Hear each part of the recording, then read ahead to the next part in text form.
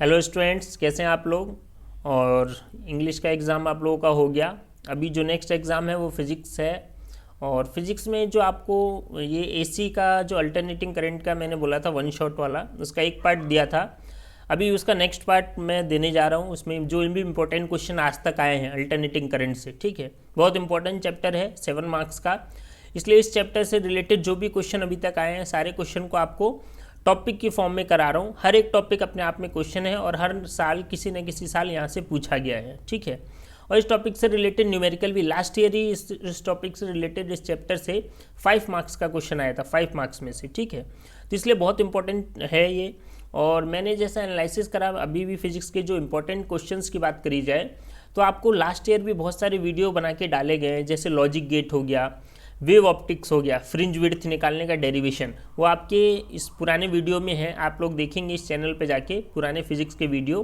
तो prism formula का derivation हो गया, वेव ऑप्टिक्स हो गया, और आपका ये लास्ट ईयर जो लॉजिक गेट हो गया, इन तीनों से रिलेटेड न्यूमेरिकल्स आते हैं। तो सारे वो टॉपिक आपके कवर हैं, उनको टॉपिक्स को जाके ज़रूर देखें, ठीक है। तो चलिए स्टार्ट करते हैं अल्टरनेटिंग करंट को। और उम्मीद कर रहा हूँ आप लोगों को समझ में आ रहा है। और कमेंट्स देते रहिए, लाइक भी करते रहिए वीडियो को, ताकि जल्दी से जल्दी हम लोग भी आपको प्रोवाइड कर सकें, ठीक है। तो स्टार्ट करते हैं अल्टरनेटिंग करंट। लास्ट जो लेक्चर था हमारा वो हुआ था, हमने करा था उसमें कि AC circuit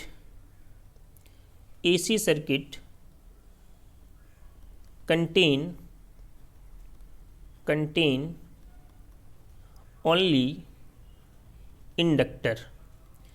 AC circuit contain only inductor, मतलब एसी सर्किट में अगर इंडक्टर लगा हो, अकेला इंडक्टर लगा हो तो क्या होगा। तो ये इसकी कहानी मैंने बता दी थी। थोड़ी सी चीज़ इसमें आपको एक डेरिवेशन कराना था, वो डेरिवेशन में करा देता हूँ क्योंकि एग्जाम में पूछा गया है।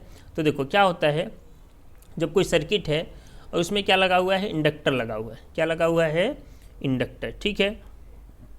और इसमें सप्लाई दे रखा है, एसी का सप्लाई दे दिया यहाँ पे, ठीक है, एसी की सप्लाई दे दी आपको। और इस इंडक्टर का इंडक्टेंस है एल, कितना है, एल, ठीक है। अब यहाँ पे मैंने बोला था, यहाँ पे जो ईएमएफ है, ईएमएफ तो चेंज होता नहीं किसी भी केस में। तो ईएमएफ कितना होता है, E equal to E naught, और साथ में कितना होता है, साइन ओमेगा टी, ये ईएमएफ होता है, ठीक है। ये तो हर केस में सेम होता है। नेक्स्ट बात जो है करंट, करंट कितना होता है इस केस में। तो करंट जो होता है I equal to I naught, और कितना बताया था आपको, देखो याद करो, न्यूमेरिकल आएगा यहाँ से, sign omega T minus pi by 2। तो जो मैंने फेजर डायग्राम बताया था उसमें क्या बोला था कि करंट यहाँ पे ईएमएफ से पीछे होता है। फेजर डायग्राम अगर देखिए हम, इसका फेजर डायग्राम देखा जाए अगर इसका फेजर डायग्राम, तो फेजर डायग्राम में क्या बताया था, फेजर डायग्राम बनाओ इसका, तो कैसा होगा,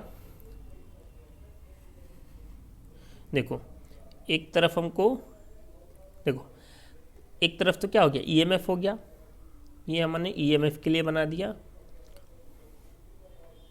फेजर डायग्राम एग्जाम में पूछा जा सकता है, ध्यान रखना सब लोग, ठीक है। तो ये हमने किसके लिए बना दिया, ईएमएफ के लिए। स्ट्रेट लाइन होती है बीच में से, और यहाँ पे हमने दे दिया ई नॉट, और ये कितना एंगल बना रहा है इसके साथ, ओमेगा टी, ठीक है। करंट इससे पीछे होता है, करंट पीछे होने का मतलब यहाँ पे ऐसे बनाते हैं phasor diagram.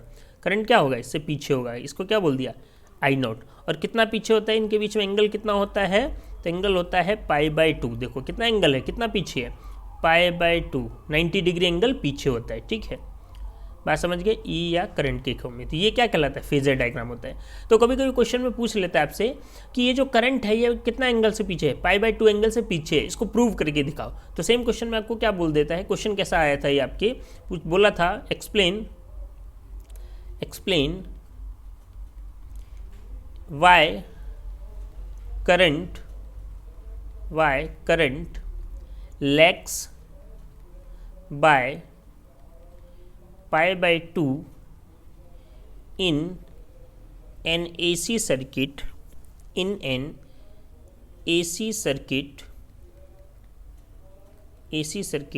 containing only inductor. अगर इंडक्टर लगा हुआ है तो करंट लैग मतलब पीछे रहना, क्यों पीछे रहता है करंट, किससे, ईएमएफ से। कितना पीछे होता है, π/2। इसको प्रूव करो। तो चलो इसको हम प्रूव करते हैं। देखो इस सर्किट में देखो यहाँ पे एक बात समझ लो, यहाँ पे ईएमएफ इसका कितना है, ई है भाई, ये कितना ईएमएफ प्रोवाइड कर रहा है, ई। जब यहाँ से करंट फ्लो होगा सर्किट में, तो क्योंकि ये इंडक्टर है, और इंडक्टर की कहानी चैप्टर 6 में हमने पढ़ी है कि इंडक्टर जो होता है वहाँ पे एक बैक ईएमएफ होता है। बैक ईएमएफ मतलब अपोजिट डायरेक्शन में। अगर हमारा ईएमएफ इधर जा रहा था, करंट ऐसे जा रहा था मान लिया, तो इसको अपोज करने के लिए एक करंट डेवलप होता है, और करंट होगा जहाँ पे, तो वहाँ पे क्या होगा, ईएमएफ होगा। तो इसी ईएमएफ को क्या बोला जाता है, बैक ईएमएफ। क्या बोला जाता है, बैक ईएमएफ बोला जाता है। ठीक है, तो अगर हम देखें तो क्या बोलेंगे, in circuit EMF E equal to कितना है हमारे पास, ई नॉट, और साथ में कितना है, साइन ओमेगा टी। ये ईएमएफ है हमारे पास। And because of inductor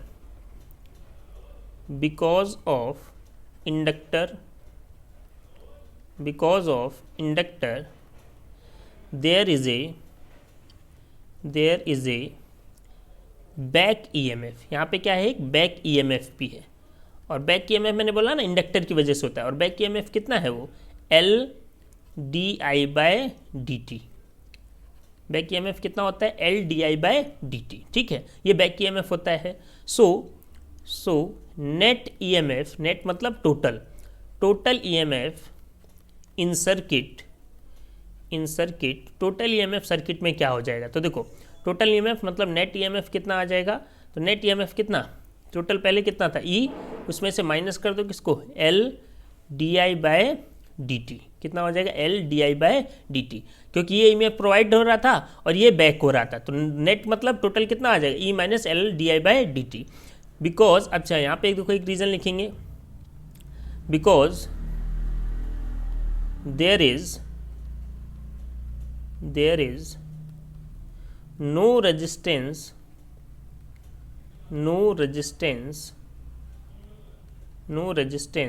in circuit।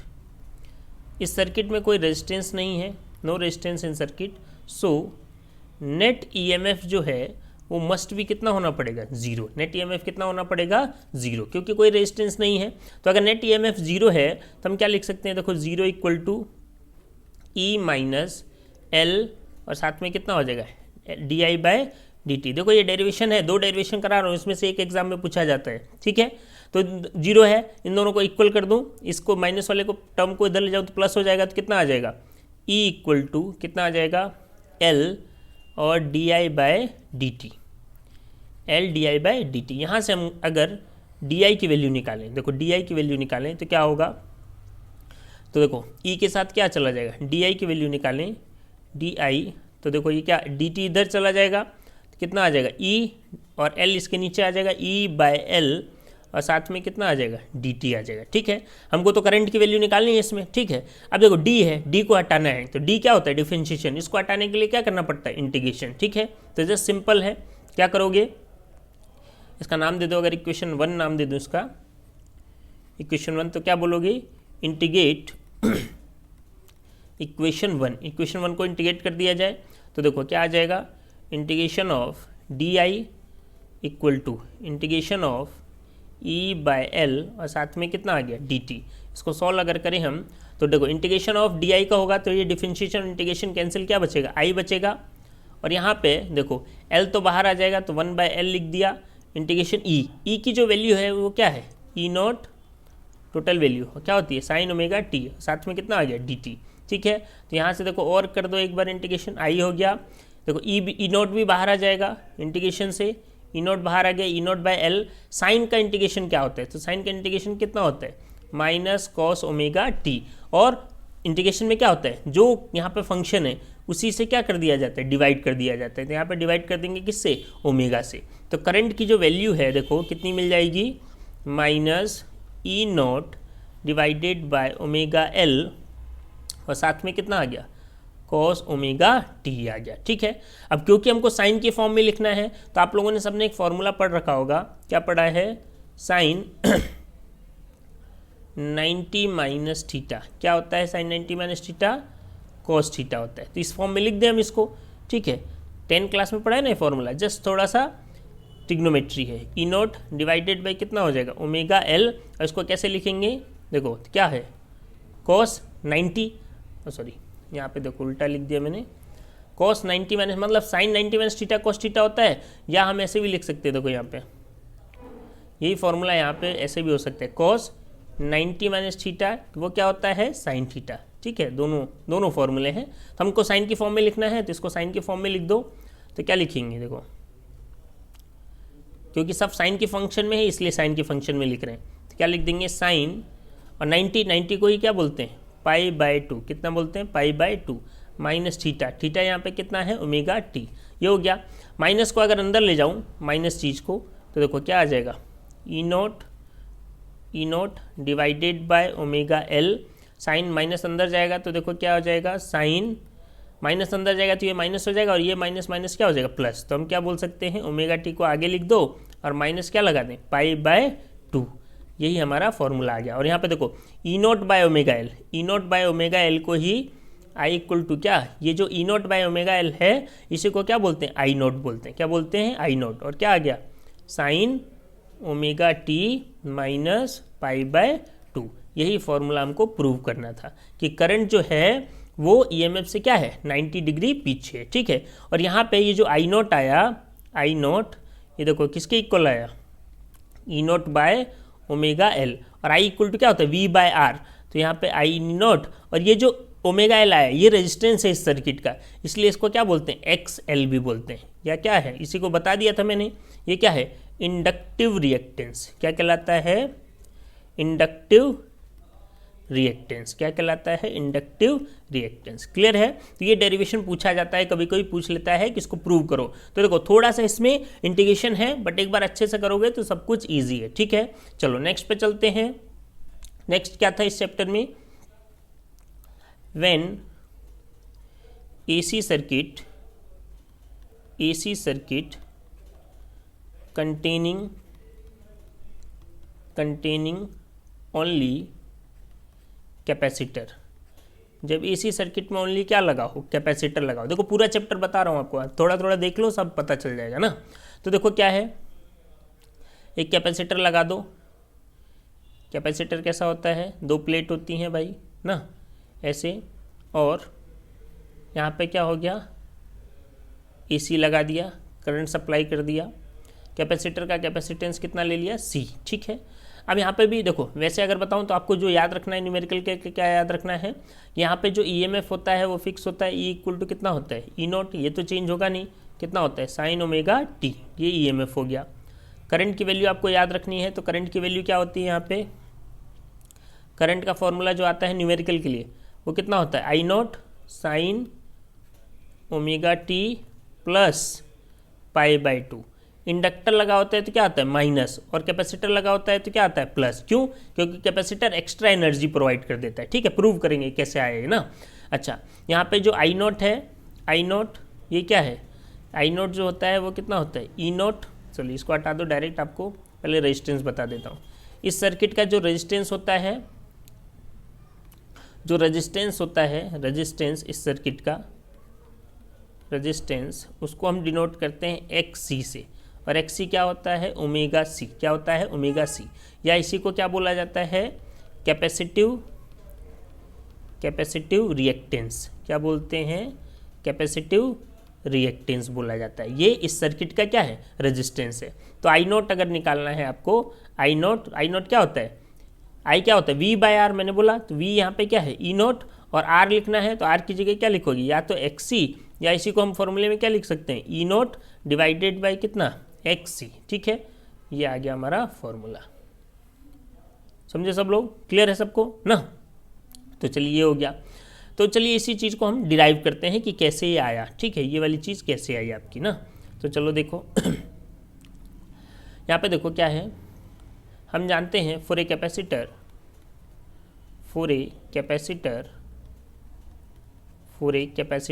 क्या होता है, फॉर्मूला बोलो Q इक्वल टू कितना होता है CV, कितना होता है CV भाई, Q equal to charge equal to क्या होता है CV, C क्या होता है कैपेसिटेंस, V क्या है पोटेंशियल, ठीक है, ये होता है ना। तो हमको यहाँ पे देखो करंट निकालना है, सिंपल सी बात है, करंट निकालना है। तो करंट का फॉर्मूला हम सब जानते हैं, I इक्वल टू कितना होता है dq बाय dt, कितना होता है dq बाय dt ना, dq बाय dt। तो देखो यहाँ पे अगर वैल्यू रखें d बाय dt और q की वैल्यू रखें तो q कितना है cv, q कितना है cv, और v मुझे पता है, मैंने बोला ना v जो पोटेंशियल है यहाँ पे v की जगह क्या यूज़ करते हैं, e यूज़ करते हैं, EMF क्या यूज़ करते हैं, EMF ना। तो हम जानते हैं c तो बाहर आ गया, अंदर क्या रह गया d बाय dt और e इक्वल टू कितना हो गया E नॉट और साथ में कितना हो गया साइन ओमेगा टी। देखो यहाँ पे ये चीज़ थोड़ी सी ये दिक्कत होगी, इसको हम पहले डिराइव कर लेते हैं, फिर जो फॉर्मूला आएगा उसको हम देखेंगे, ठीक है। ये चीज़ हटा लो, इसलिए देखो डेरिवेशन आपको आना ज़रूरी है ना।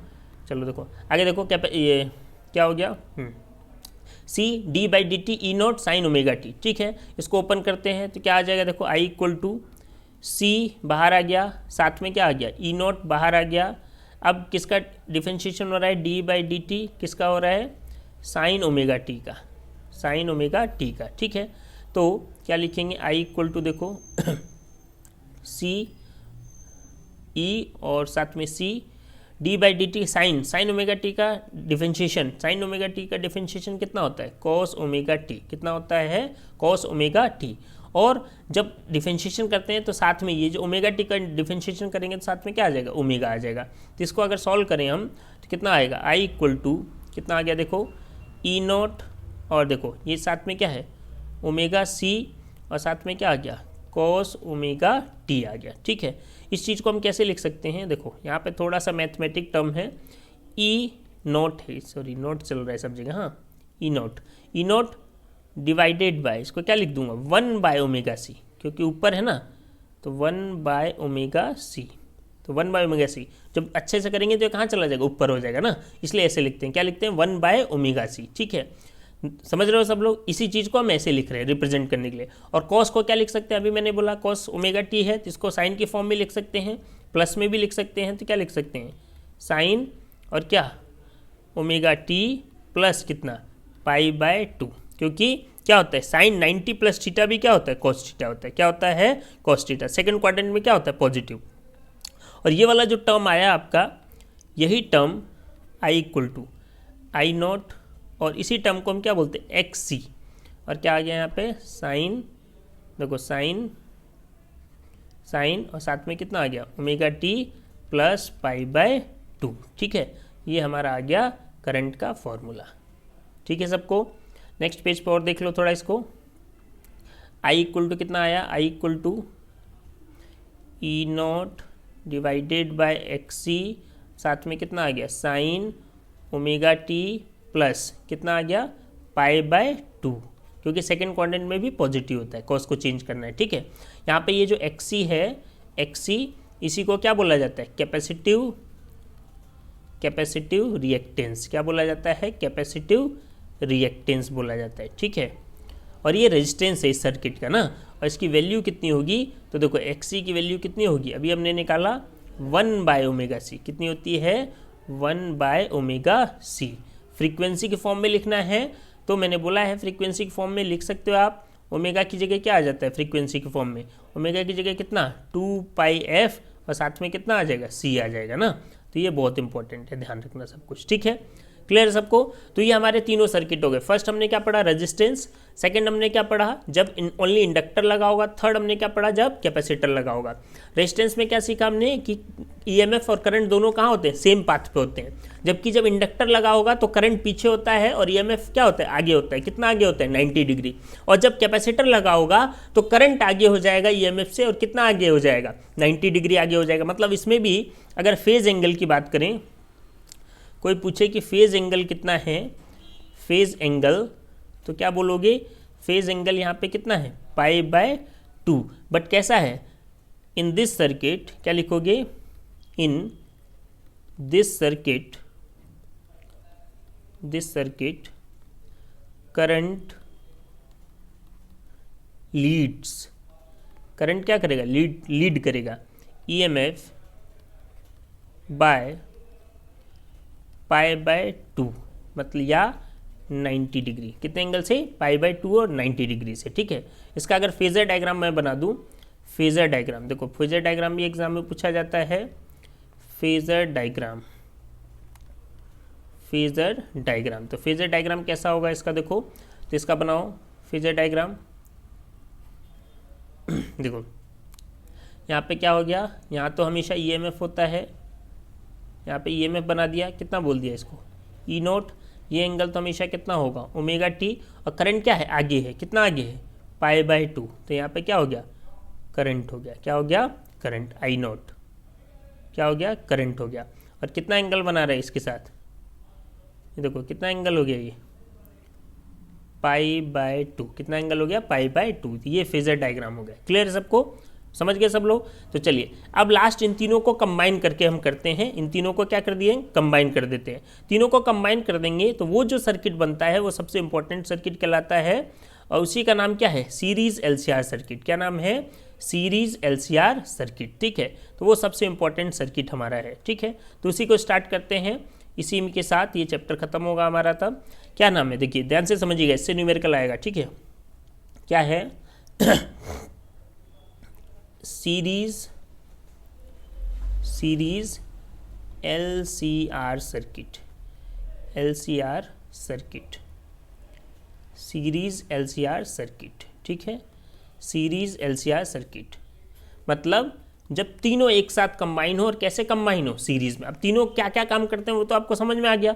तो देखो सर्किट अगर इसका बना है, एक बड़ा सा सर्किट बनाते हैं पहले समझने के लिए। देखो तो सबसे पहले मैं क्या लगा दूं, रेजिस्टेंस लगा देता हूं, ठीक है। उसके बाद लगा देते हैं इंडक्टर, इंडक्टर लगा दिया, और उसके बाद लगा देते हैं कैपेसिटर, कैपेसिटर, ठीक है कैपेसिटर। और इसको किससे कनेक्ट कर देते हैं, एसी सप्लाई दे देते हैं। क्या दे दिया, एसी करंट सप्लाई दे दी, ठीक है।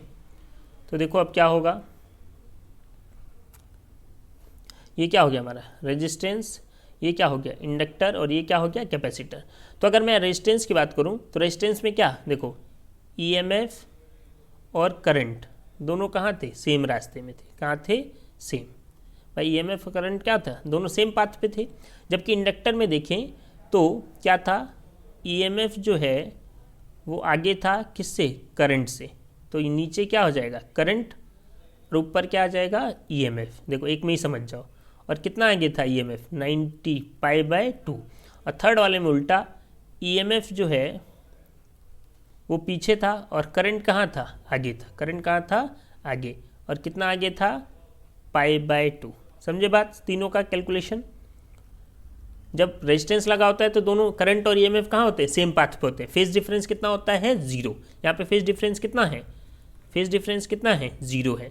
यहाँ पे फेज डिफरेंस कितना है 90 डिग्री बोल दो या π/2। और क्या बोलोगे, करंट जो है लैग्स करता है, मतलब पीछे रहता है करंट, ईएमएफ आगे रहता है, कितना π/2। जबकि थर्ड वाले में जो फेज डिफरेंस है वो कितना है 90 है, और करंट क्या होता है यहाँ लीड करता है, ठीक है।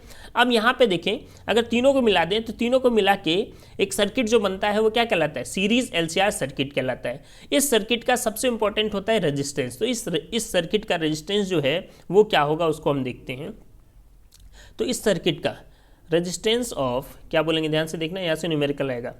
Resistance of series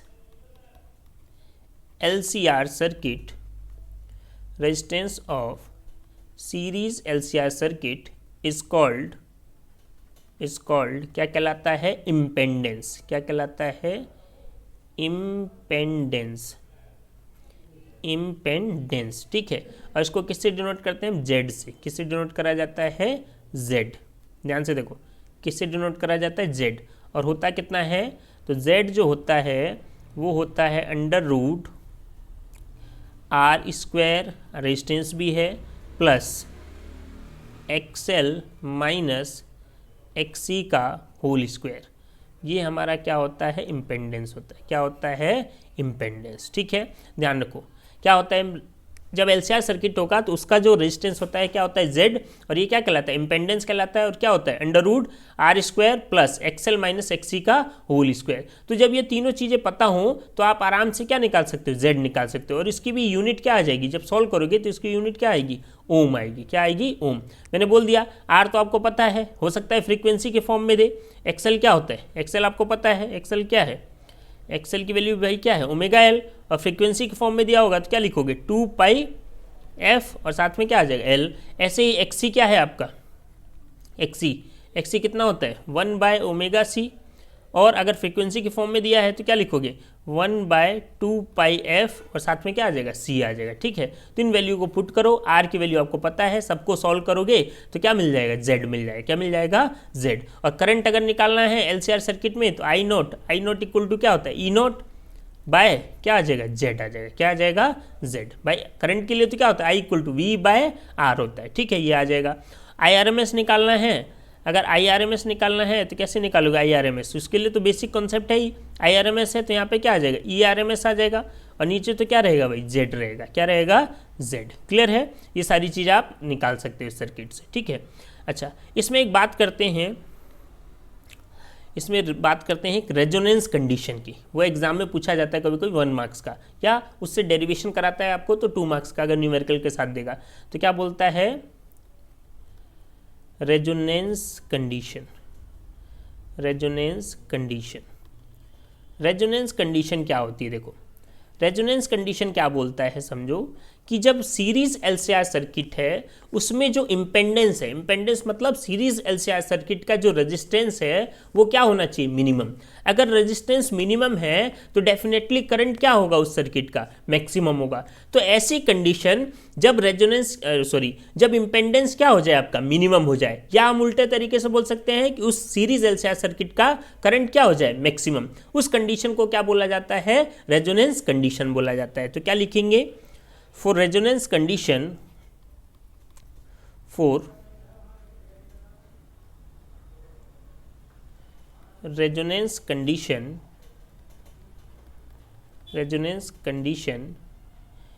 in series LCR circuit,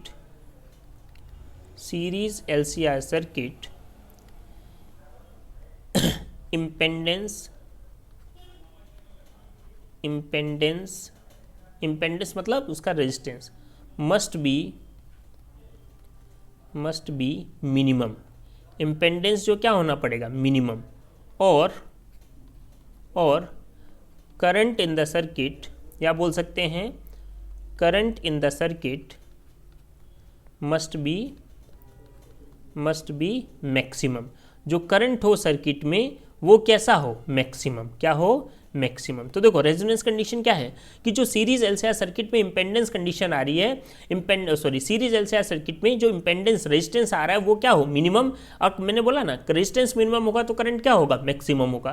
तो अब यहाँ पे देखो आप, अगर हम बोलें इम्पेंडेंस जो होता है क्या होता है, फिर से देखो जेड इक्वल टू कितना होता है हमारा, अभी हमने लिखा जेड इक्वल टू क्या होता है under root R square plus XL minus XC, और इसका क्या है होल स्क्वायर। तो ये z मिनिमम कब हो सकता है, देखो इसकी कंडीशन बता रहा हूँ।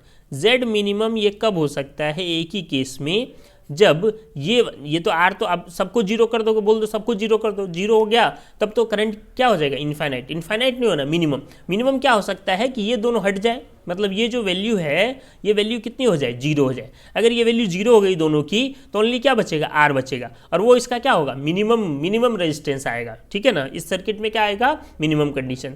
तो आप ये भी बोल सकते हो कि फॉर रेजोनेंस कंडीशन, ये ध्यान रखो, for resonance condition XC must be equal to XL।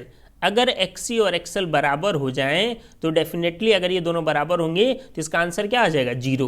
और इसका आंसर जीरो होगा तो Z क्या हो जाएगा, मिनिमम हो जाएगा। क्या हो जाएगा, मिनिमम। इसी कंडीशन को क्या बोला जाता है, रेजोनेंस कंडीशन। क्लियर है सबको, एग्जाम में पूछा जा सकता है, ध्यान रखना 2 मार्क्स का। ठीक है, चलो नेक्स्ट पे चलते हैं। नेक्स्ट, अब इसी से रिलेटेड क्या है, रेजोनेंस फ्रीक्वेंसी। क्या है, रेजोनेंस फ्रीक्वेंसी।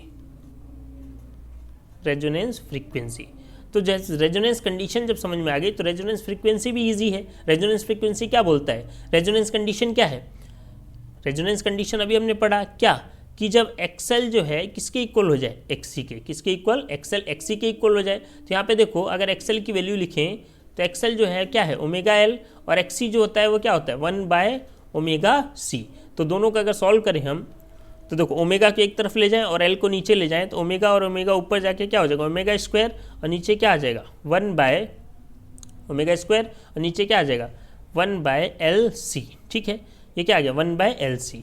और यहाँ पे और सॉल्व कर लें, ओमेगा ओमेगा निकालने अगर तो देखो स्क्वायर हटाएंगे तो रूट आ जाएगा, तो रूट कितना हो जाएगा, 1/LC। 1 का तो कोई रूट होता नहीं, तो ऐसे भी लिख सकते हैं 1/√LC, ये भी बोल सकते हैं। एल क्या है, इंडक्टेंस, और सी क्या है, कैपेसिटेंस। अब फ्रीक्वेंसी पूछा है हमसे, तो ओमेगा को फ्रीक्वेंसी के फॉर्म में लिखो, ओमेगा कितना होता है, 2πf। फ्रीक्वेंसी के फॉर्म में कितना होता है, 2πf। 2πf इक्वल टू कितना, 1/√LC, और इसी की वैल्यू को हम क्या बोल सकते हैं, फ्रीक्वेंसी अगर निकालें फ्रीक्वेंसी तो 2π को नीचे ले आओ तो कितना लिख सकते हैं, 1/2π, और साथ में क्या होगा, √LC। क्या होगा, √LC। और इसी फ्रीक्वेंसी को क्या बोला जाता है, रेजोनेंस फ्रीक्वेंसी। क्या बोला जाता है, रेजोनेंस फ्रीक्वेंसी। और ध्यान रखना यहाँ से न्यूमेरिकल भी पूछता है, ठीक है, बट एटलीस्ट थियोरिटिकल पोर्शन में आपको याद होना पड़ेगा। देखो अगर आपको रेजोनेंस फ्रीक्वेंसी निकालने को दे दे तो आपको एल की वैल्यू पता होनी है और सी की वैल्यू। सी क्या है, कैपेसिटेंस, और एल क्या है, इंडक्टर। दोनों की वैल्यू को मल्टीप्लाई करो, उसका रूट निकालो, 1/2π, उसको डिवाइड करो, आपको क्या मिल जाएगा, रेजोनेंस फ्रीक्वेंसी मिल जाएगा। क्लियर सबको। चलिए तो एक क्वेश्चन मैं आपको करा देता हूँ इससे रिलेटेड। रेजोनेंस फ्रीक्वेंसी से नहीं, आपको ये अभी तक जो भी आपने पढ़ा है उससे रिलेटेड एक क्वेश्चन करते हैं। क्या बोल रहा है देखिए, एक क्वेश्चन देखिए हम करते हैं, एक रिलेटेड क्वेश्चन, आप प्रैक्टिस करिएगा, ठीक है। और ये 5 मार्क्स के क्वेश्चन आए हैं आपके एग्जाम में। क्या बोल रहा है क्वेश्चन, देखो एक क्वेश्चन बोल रहा है आपको,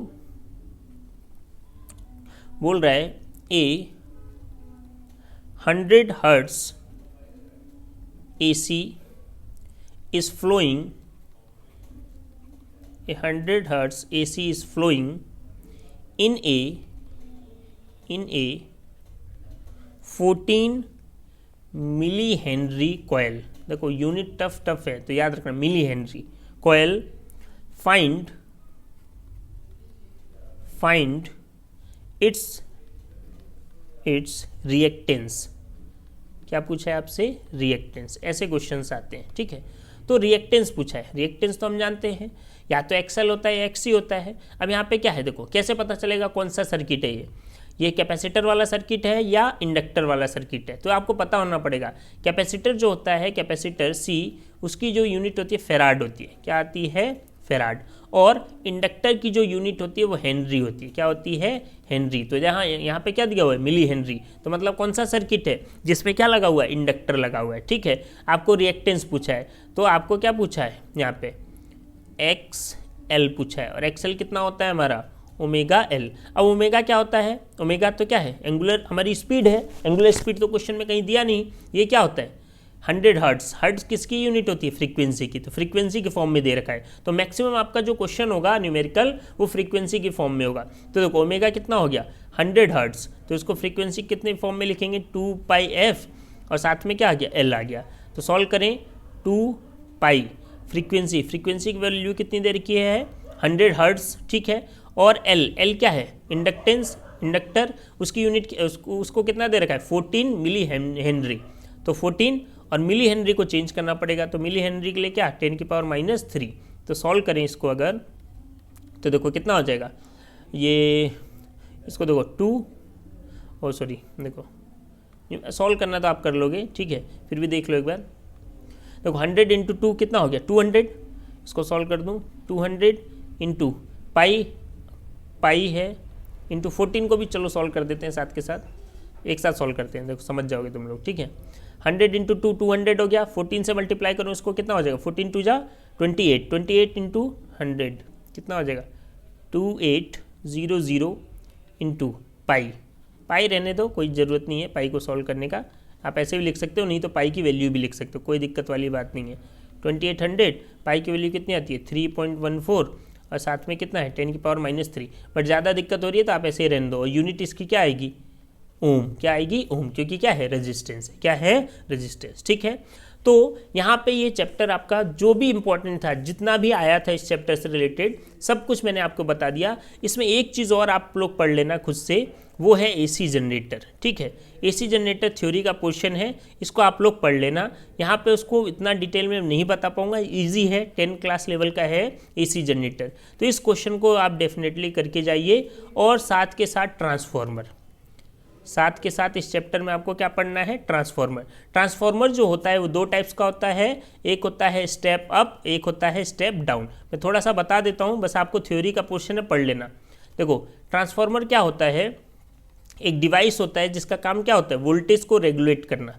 स्टेप अप ट्रांसफार्मर हो गया, और एक क्या होता है स्टेप डाउन, स्टेप डाउन। तो ट्रांसफार्मर क्या है, एक डिवाइस है जिसका काम क्या है वोल्टेज को रेगुलेट करना और कंट्रोल करना। ठीक है, ट्रांसफार्मर दो टाइप्स के लगे होते हैं। देखो हमारे घर के सामने जो रोड के सामने जो वायर जा रहे हैं, तो जहाँ से हम अपने घर के लिए कनेक्शन लेते हैं तो हमेशा ट्रांसफार्मर से लेते हैं।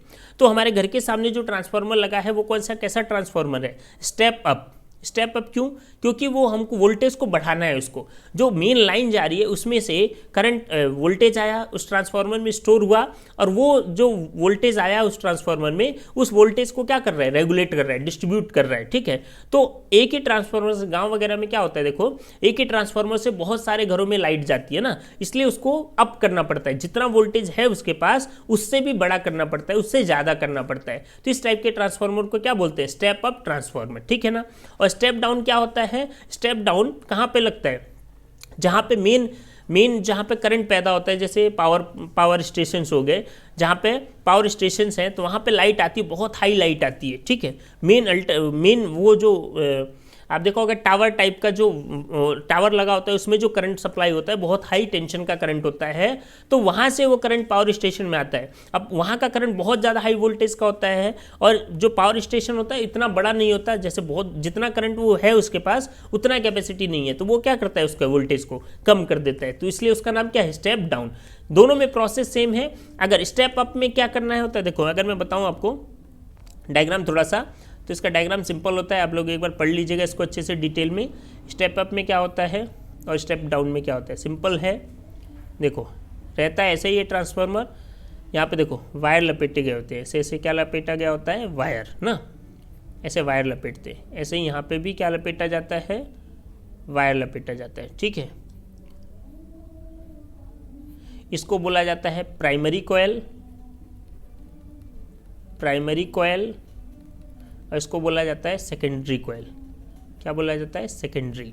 अगर हम स्टेप अप की बात करेंगे, स्टेप अप, तो इसमें क्या होता है ये देखो नंबर ऑफ टर्न्स है ना, number of turns in primary coil, और ये क्या है number of turns in secondary. तो स्टेप अप की बात करेंगे तो number of turn in primary coil less than होता है number of turn in secondary coil, जिसमें वोल्टेज को बढ़ाना है। तो इसमें क्या होता है number of turn in primary coil less than number of turn in secondary coil. इसीलिए देखो यहाँ से जो करंट पैदा होता है ये क्या करता है और ज़्यादा उसको बढ़ा देता है, तो करंट और ज़्यादा मतलब वोल्टेज और ज़्यादा।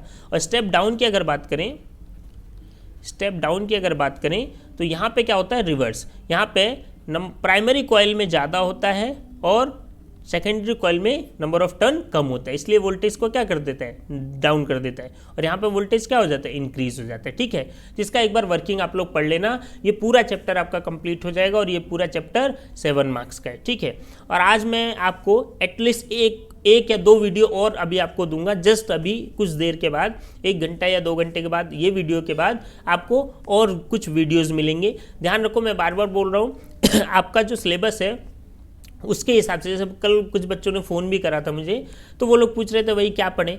जो कुछ भी आपके सिलेबस में आता है सब कुछ हमारे यूट्यूब चैनल पे है। आप प्रीवियस ईयर की जितने भी वीडियोस हैं, जैसे लॉजिक गेट हो गया, प्रिज्म फार्मूला हो गया, फ्रिंज विड्थ का एक्सप्रेशन, डेरिवेशन के साथ, तो पूरा वहाँ पे है, बस आप उसको थोड़ा थोड़ा देख लीजिए, उससे रिलेटेड न्यूमेरिकल भी है वहाँ पे, ठीक है, वो सब आप करते रहिए ना। और अभी जो मैं लाऊंगा तो बहुत सारे किसी किसी बच्चों ने कल मैसेज करा था कि माइक्रोस्कोप और टेलीस्कोप के बारे में बताने के लिए ना, तो आज कोशिश करता हूँ मैं आपको माइक्रोस्कोप एटलीस्ट आपको करा दूंगा, ठीक है। तो आज के लिए थैंक यू, और फिर मिलते हैं थोड़ी देर के बाद। आप अच्छे से देखिए और अपने दोस्तों के साथ ज़रूर शेयर करिए, आप लोग लाइक भी करिए, क्योंकि जितने ज़्यादा आप लाइक करेंगे उतना ही कॉन्फिडेंस हम लोगों का भी आता है कि हाँ मेहनत करना है, बच्चे लोग देख रहे हैं, उनको पढ़ाना है, नहीं तो हम लोग भी थक जाते हैं, इसलिए थोड़ा सा मोटिवेशन आप लोग भी दीजिए। Thank you.